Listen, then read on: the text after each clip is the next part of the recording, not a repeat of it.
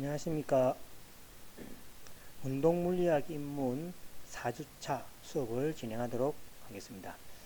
자, 오늘 배울 내용은 앞 시간에 우리가 배운 내용이 1차원 운동이었죠. 즉 말해서 좌우로 또는 상하로만 움직이는 운동물체에 대해서 그죠 공부를 했고, 거기에 대해서 표기하는 방법에 대해서 공부를 했습니다. 이번 시간에는 등속 원운동의 가속도입니다. 즉 등속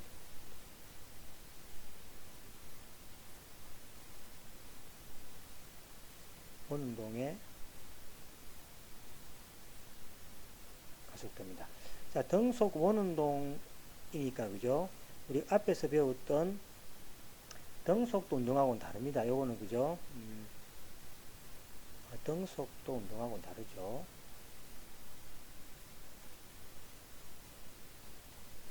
자, 등속 원운동이니까 그죠? 원운동이니까 속도는 같지만은 벡터는 달라지죠. 그죠? 그래서 이제 곡선을 따라서 운동하기 때문에 2차원 운동이 되겠습니다. 이거는 2차원 운동이 되겠습니다. 2차원 운동이고 벡터는 다르죠. 그래서 이제 속도는 등속이니까 속도는 같지만은 원운동하기 때문에 그죠? 벡터 방향이 다르기 때문에 벡터가 다릅니다. 그래서 이거를 그죠? 앞에 하고 다르게 생각이 되고, 그 다음에 등속 원운동인 경우는 표시 방법이 벡터로 표시합니다. 왜냐하면 우리가 이런 식으로 표시할 수 없죠. 우리가 앞에서 이야기했지만은 여기 1차원 운동일 때는 그죠? 여기 t이고 여기에 뭐가 됩니까? x가 있다든지 뭐가 있습니까? v가 있다든지 또는 뭐가 됩니까? 가속도가 있지. 이렇게 표시되죠. 그죠? 그래서 이제 앞으로 2차원 운동일 때는 그죠? 요거는 1차원 운동이죠. 그래서 1차원 운동일 때는 x축을 t로 놓고 나머지를 놔서 이렇게 표를 표시할 수 있습니다. 그래서 2차원 운동부터는 이런 식으로 표시할 수 없죠. 그죠? 표시할 수 없기 때문에 항상 이제 뭐합니까? 벡터로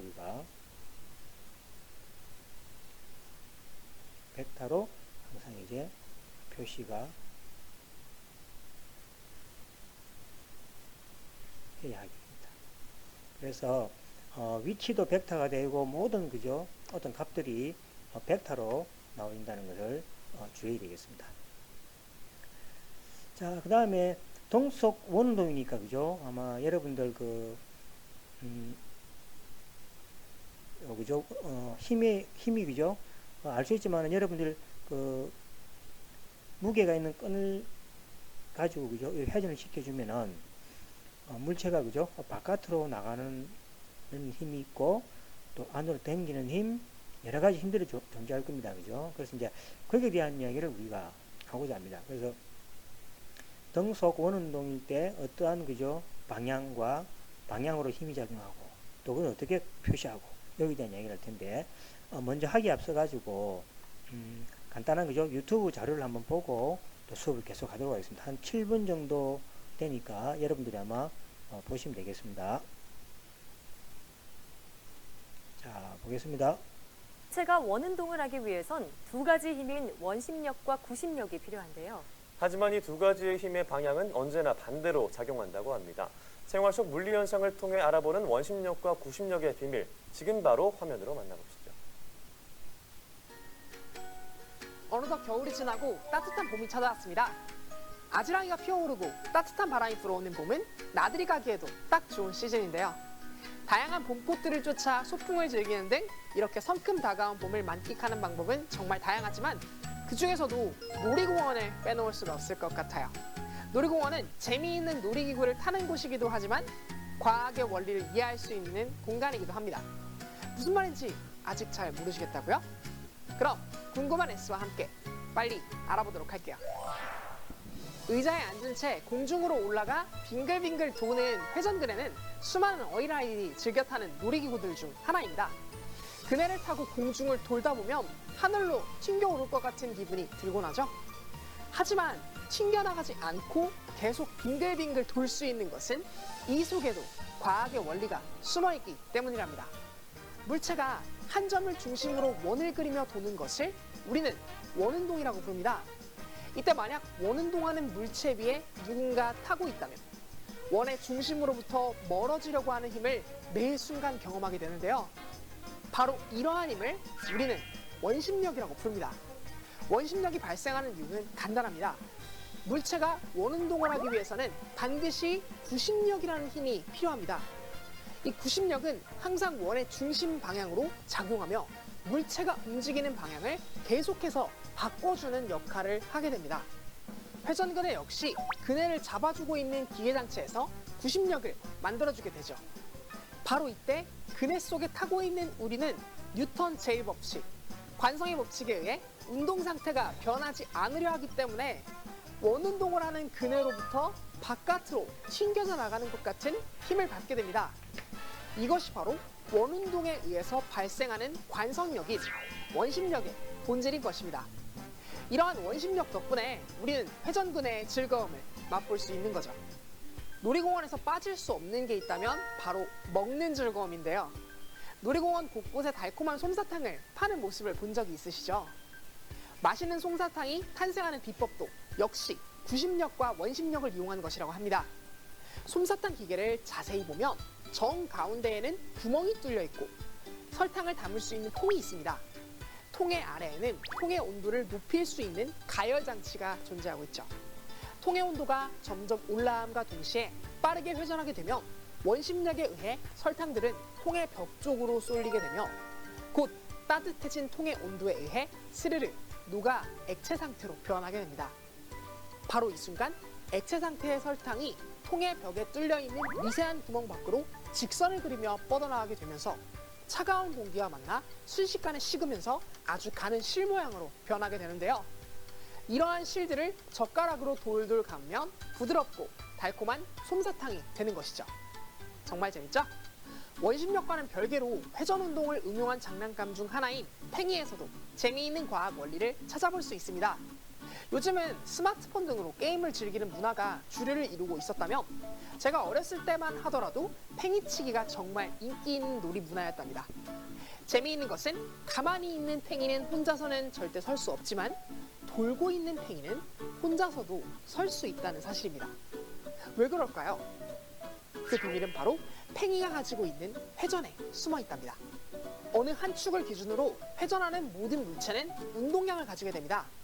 그리고 이러한 운동량을 우리는 각 운동량이라고 부릅니다. 자신의 운동 상태를 계속해서 유지하고자 하는 운동량의 특성 덕분에 팽이는 계속해서 자신의 각 운동량을 유지하고 싶어 하게 되고 바로 이러한 이유가 팽이가 쓰러지지 않고 잘 돌 수 있도록 만들어주는 가장 큰 요인이랍니다. 하지만 바닥과의 마찰 때문에 점점 각 운동량이 줄어들게 될 테고 언젠가는 팽이도 쓰러지겠죠. 그래서 회전이 약해질 때쯤 다시 채찍을 가해 속도를 내게 되면 쓰러지지 않고 계속 돌 수 있게 되는 것이랍니다.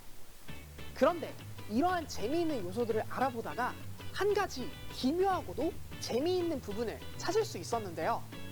투명한 물통에 검은색의 고무줄로 스티로폼 공을 매달아 둔 뒤 물통을 손에 쥔 채로 빙글빙글 원을 그리며 돌면 공은 원심력에 의해 바깥쪽 벽에 붙는 모습을 볼 수 있습니다. 하지만 이 물통에 물을 채우고 다시 실험을 해보게 되면 놀라운 변화가 일어나게 됩니다. 그랬더니 조금 전에는 손잡이 반대쪽으로 향하던 스티로폼 공이 이번에는 손잡이 쪽 벽에 붙게 됩니다. 마치 원심력이 거꾸로 작용하게 되는 것처럼 보이는 이 현상, 신기하지 않나요? 대체 비밀은 무엇일까요? 바로 물 때문에 만들어지는 부력에 있습니다. 부력이란 공기 또는 물과 같은 유체에 부피를 가지는 물체가 들어온 경우 유체의 무게가 힘으로 작용하여 그 무게와 반대 방향으로 작용하는 힘을 의미합니다. 그런데 일반적으로 무게를 만드는 힘은 중력이기 때문에 보통 중력의 반대 방향인 위쪽으로 작용하게 되죠. 물론 물을 채우는 이 물통 안에서도 부력은 위로 작용합니다. 그래서 검은 고무줄을 매달아 놓아 스타이로폼을 위로 올라가지 못하도록 붙잡아둔 것이죠. 그러나 이 물통을 빙빙 회전시키게 되면 앞서 소개했던 원심력에 의한 부력이 만들어지게 되어 원심력이 작용하는 반대 방향으로 부력이 가해져 손잡이 쪽에 있는 벽면으로 밀어 올려진 것이랍니다. 거꾸로 작용하는 원심력의 비밀은 원심력이 만들어내는 부력이었다는 사실이 재미있지 않나요? 오늘은 생활 속 물리 현상을 통해 원심력과 구심력, 그리고 소소하게나마 부력에 대해 함께 알아보았습니다. 설명해드린 예시 이외에도 일상 곳곳에서 원심력과 구심력의 원리를 많이 찾아볼 수 있으니 한 번씩 찾아보는 것도 재미있겠죠? 자, 잘 들으셨습니까? 오늘 배울 내용도 그렇습니다.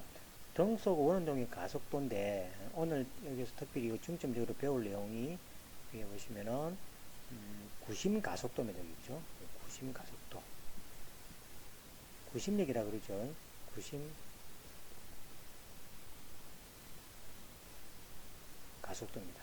이건 앞에 말한 거죠. 구심력, 원심력 들었죠, 그죠? 됩니다. 그래서 물체가 그죠? 중심에서부터 그죠? 어떻게 적당한 반지름을 가지고 그죠? 물체가 이렇게 원운동을 이렇게 그죠? 이렇게 하게 됩니다.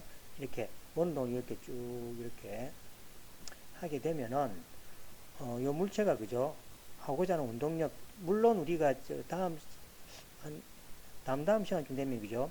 뉴턴의 운동 3법칙 있죠. 그걸 배우면 좀 더 정확하게 할 수 있습니다. 어쨌든 간에 지금은 뭡니까? 이 물체가 할 수 있는 운동이 그죠? 이 안쪽으로 그죠? 작용하는 구심력이죠. 구심력하고 또 원심력에서 바깥으로 이렇게 뻗어나가려고 하는 있죠. 그죠? 여기 이제 원심력입니다. 표시 방법은 우리가 뉴턴의 운동 법칙을 좀 배우면 좀 할 수 있습니다. 구심력이고. 그 다음에 또 뭐가 있겠습니까? 그 다음에 각도 이렇게 하죠. 예를 들어서 1초에 한 바퀴 도는 물체하고 1초에 두 바퀴 도는 물체 같으면 어떤 게 더 빠릅니까? 1초에 두 바퀴 도는 게 훨씬 더 빠르죠. 그죠? 그죠? 그리고, 그러니까, 그죠? 요 운동량이죠. 그래서 우리가 시간 변화량에 대한 각도의 운동량이 바로 회전력을 표시하죠. 그러니까 1초에 한 바퀴 도는 회전력하고 1초에 두 바퀴 도는 회전력은 두 바퀴 도는 회전력이 훨씬 크죠. 그죠? 그러니까 이 각 운동량입니다. 그죠? 그래서 이제 요 각도 운동을 합니다. 그러니까 뭐든지 시간에 비례해서 움직이는 것은 다 운동한다고 생각하시면 되겠습니다. 각 운동량이라고 그러죠. 그래서 이제 우리가 주로 동속 원운동에서 나올 수 있는 게 그죠? 구심력하고 그 다음에 원심력하고 그 다음에 각 운동량 이런 것들이 그죠? 요 물체 움직임을 좌우는 조소라 이렇게 생각하시면 되겠습니다. 자, 이러한 것들을 이제 우리가 설명을 하려니까 이런 설명을 해야 되죠. 이 설명을 하려니까 몇 가지 이제 설명을 위해서 우리가 필요한 그죠? 필요한 지식이 이제 이래 있습니다. 지식이 이제 몇 가지 이제 해야 되겠죠.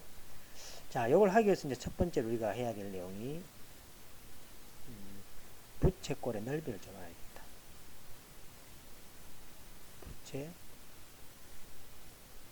부채꼴의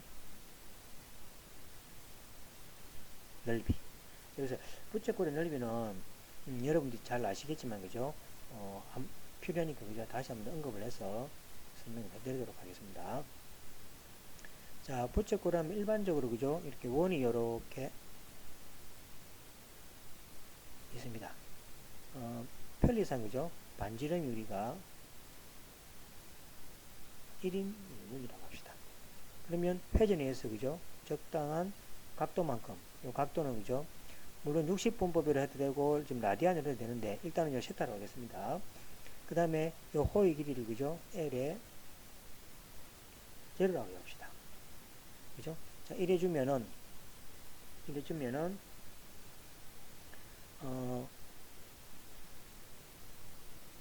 요 세타가 클수록 L0도 커지죠. 즉 말해서 세타가 클수록 L0도 그죠? 커지는 거죠. L0도 커진다. 즉, 이 말은 뭡니까? 즉, 비례한다는 얘기죠. 즉, 서로 비례한다는 얘기니까 비례상수가 필요합니다. 그래서 L의 제로는 뭐가 됩니까? K의 세타 이렇게 표시되죠. K는 비례상수가 됩니다. 비례상수죠. 그러니까 L0하고 세타가 같이 이렇게 상호작용하는 거죠. 세타가 커지면 L0 커지고 마찬가지죠. 그래서 이제 비례상수를 써서 이렇게 표시를 하게 되겠습니다. 자, 그러면은 그죠? 이 비례상수에 대해서 자, 모든 부적골은 닮음행이죠. 그죠? 예를 들어서 이런 거죠. 여기 대해서 여기 세타가 있고 그 다음에 여기 1이고 L0로 합시다. 그러면 같은 각도를 가진다 할 때 같은 각도를 가지면 이 만약에 반지름 1이 아니고 만약에 긴 것 같으면 어떻게 됩니까? 이렇게 되면 이 각도는 같습니다.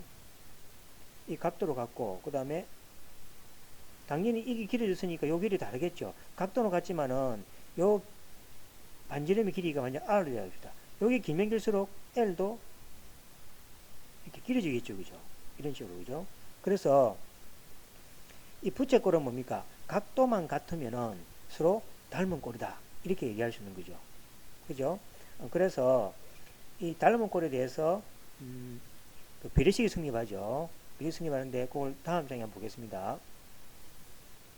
자, 다음 장에 보시면은 자, 1대 반지름이 1일 때 그죠? R의 B는 반지름 1일 때 얼마였습니까? L0였죠? 그 다음에 반지름이 R일 때의 L이었죠. 닮은 거니까 비례가 성립하죠. 자, 이렇게 해주면은 얼마입니까? L은 R의 L0가 되어버리죠. 그 다음에 여기다가 R 대신에 L0는 뭐가 됩니까? R K 세타였죠.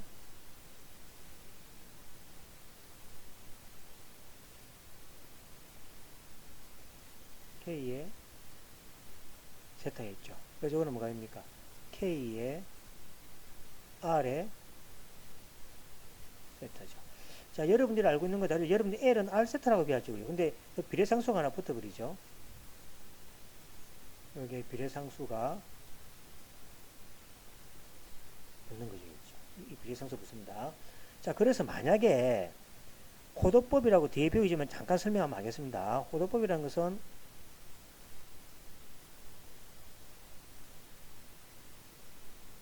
요 반지름의 길이라는 거죠. 호의 길이가 같을 때 요 각도를 뭐가 부르냐니까 1라디안이라고 이렇게 표시를 하게 됩니다. 즉 말해서 세타가 만약에 1라디안 같으면 어찌 됩니까? 1라디안 같으면은 반지름과 호의 길이가 같으니까 L0가 얼마입니까? L0가 1이죠. 그 다음에 닮으면서 뭐가 됩니까? L도 뭐가 됩니까? R이 돼버리죠. 따라서 뭐가 됩니까? 약분해버리면, 자, 여기 보시면은, 여기서, 그죠? 여기서 뭐가 됩니까? 여기서, 그죠? 이 닮음이죠. 그러니까, 요것도 같고, 요것도 같고, 요것도 1이 돼버리죠. 그죠? 만약에 세타가 1라디안이 돼버리면, 정의가 뭡니까? 요것도 길이가 같은 거니까, 그죠? 그래서, 그렇게 될 경우는 뭐가 됩니까? K가 뭐가 됩니까? K가 1이 돼버리죠. 왜냐니까, 자, 한번 볼까요? 여기 보시면은, 이거랑 뭐하고 같습니까? 즉 말해서, 즉 뭐가 됩니까? 1라디안 할 때는 L은 뭐가 됩니까? K의 R의 1라디안이죠. 그죠? 그러면 L하고 R이므로 K는 얼마입니까? 1이 생겨버리죠. 그죠? 그래서 여러분들이 알고 있는 공식 있죠? L은 R시타라는 공식은 라디안일 때입니다. 그래서 이 각도를 만약에 그죠? 라디안으로 생각한다면은 이 비례상수가 1이 되어버립니다. 그죠? 그래서 호도법, 즉 라디안이 필요한 거죠. 그래서 지금은 뭐 일반적으로 세타 같은 게 뭐가 됩니까? 비례상수 K가 붙어서 L은 KR 세타가 되겠습니다. 그래서 즉 다시 말하면 이 비례상수 그죠? 비례상수 K는 각도 표시법에 따라 다르다는 거죠. 각도 법에 따라서 다르다라는 것을 꼭 기억해 주시면 좋겠습니다. 자, 그 다음에 이제 두 번째로 배워야 할 내용이 뭐냐니까, 두 번째로 이제 부채꼴에 이제 반지름하고 그죠? 부채꼴에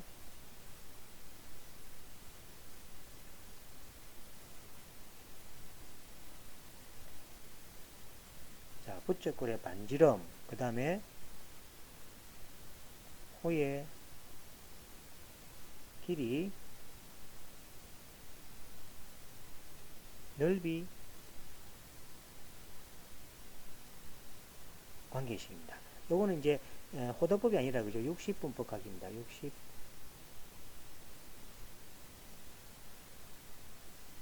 그 당분간은 그죠? 호도법과 60분 각을 좀 구분해서 생각해 줘야 되겠습니다. 자, 문제 한번 보겠습니다. 자, 그림을 이렇게 그리면은 이렇게 돼 있죠? 자, 요 각을 갖다가 A도라고 합시다. A도는 60분 각이죠. A도입니다. A도라고, 그 다음에 요 반지름을 R이라고 합시다. 지금 다 원을 이렇게, 여기 원의 일부분입니다. 다 이제 그 원운동이니까, 그죠? 그 다음에 요거를 갖다가 L이라고 하겠습니다. 그 다음에 요거를 이제 넓이라고 합시다. 넓이라고 합시다. 자, 이래주면은, 자, 이것도 비례식이 성립하죠. 비례 성립합니다. 자, L이 뭡니까? 호의 길이니까, 우리가 원에 뭡니까? 그, 호의 넓이는 뭡니까? 2파이R이죠. 그래서 2파이R이고, 그 다음에 각도 A도는 뭡니까? 각도 A도 한 바퀴 돌면 전체가 얼마죠? 360도죠. 그래서 360도가 되겠습니다. 자, 이것도 내각하고 외곽하고, 그죠? 같으니까, 방식을 풀어주면은 L 곱하기 360도는 A도 곱하기 얼마입니까? 2파이R 되죠. 2파이R 되는 겁니다. 그래서 이걸 다시 그죠? 좀 이쁘게 고쳐주면은 L은 얼마입니까? L은 2파이R 곱하기 360도분의 뭐가 됩니까? A도가 되죠. A도. 요식을 1번이라 합시다. 나중에 사용할 겁니다. 그래서 L은 2파이R 곱하기 360도분의 A도가 되겠습니다. 자, 그 다음에 다음 페이지에 넘어가겠습니다. 그 다음에 이제 면적 가지고 해보겠습니다. 자, 면적은, 자, 우리 원의 면적은 뭡니까? 원의 면적은 파이 R의 제곱이죠. 파이의 R의 제곱입니다. S가 아까 부채꼴의 면적이죠. S 대 파이 R의 제곱은, 자, 각도가 얼마입니까? A도일 때 360도죠. 360도다. 그럼 이것도 같은 방법으로 계산해주면은 S 곱하기 360도는 얼마입니까? 파이 R의 제곱 곱하기 A도죠. A도가 되겠습니다. 자, 그래서 계산하면 S는 얼마입니까? S는 파이 R의 제곱 곱하기 360도분의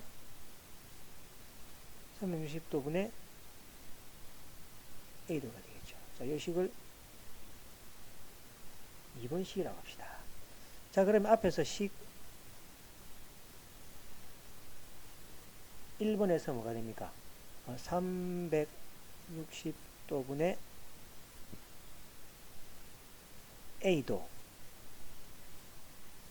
A도는 2파이R분의 L이죠. 이걸 어디 대입합니까? 이거를 2에 대입합니다. 이거를 2에 대입합니다. 여기 대입합니다. 자, 얘 대입하면은 이제 어찌 됩니까? S는, 자, 위에 S 있죠? S는, 파이 R 제곱에다가, 파이 R 제곱에 곱하기, 자, 360분의 A도는 2파이 R분의 L이었죠? 그래서 2파이 R분의 L이다. 자, 이걸 약분해서 해주면, 그죠? 파이 없어지고, R 하나 없어지고, L 남죠? 그래서 2분의 1 RL이죠. 2분의 1 RL. 그죠? 그래서 공식 하나 암기되어 있죠? 자, 부채꼴의 넓이는 얼마입니까? 부채꼴의 넓이는 2분의 1에, 여기 뭡니까? 반지름하고 호의 길이를 곱해주면은, 이게 된다는 얘기죠. 자, 그 다음에 변형을 또 해볼까요? 자, 이번에는 S가 그죠? L이, 앞에 L이 뭐랬습니까? L이 KR 세타죠. 자, 아직까지는 호도법이 아니기 때문에 K가 1이 아닙니다. 이것이 이므로 S는 얼마입니까? S는 2분의 1의 R, L 대신에 KR 세타 대입하는 거죠. 그럼 R이 두 개니까, 그죠? 얼마입니까? 2분의 K에다가 R의 제곱 세타. 이것도 공식이죠. 그래서 부채꼴의 그죠? 면적은 2분의 1의 K에다가 R의 제곱 세타. 요거는 뭘 할 때입니까? 요거는 60분법 가하고 반지름을 할 때 알 수 있는 원의 부채꼴의 넓이죠. 자, 위에 게 낫죠. 밑에 거는 그죠? 각도를 처리하려니까 그죠? 비례상수 여기 비례상수죠. 비례상수가 붙어버리죠. 그래서 위하고 아래하고 그죠? 조금 차이가 있습니다. 그래서 두 가지 공식을 지금 우리가 배웠습니다. 그래서 정리하면은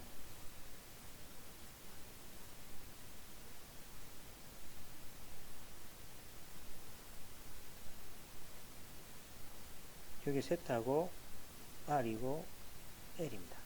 여기 면적이라고 합시다. 자, 그러면 L은 KR 세타. 그 다음 S는 2분의 1의 RL이고. 다른 방식 S는 뭡니까? 2분의 1 K에다가 R의 제곱 세타가 됩니다. 그래서 이제 이 K가 나중에 호도법을 쓰면은 3분의 파이, 6분의 파이 있죠. 그걸 쓰면 K가 1이 됩니다. 그래서 이제 우리가 알고 있는 공식으로 되고, 일반적으로 60법일 때는 여기 그죠? 일반 공식이다라는 거를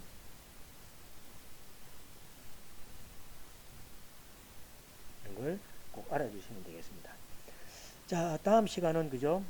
삼각비와 삼각비의 확장에 대해서 공부를 하도록 하겠습니다. 수고하셨습니다.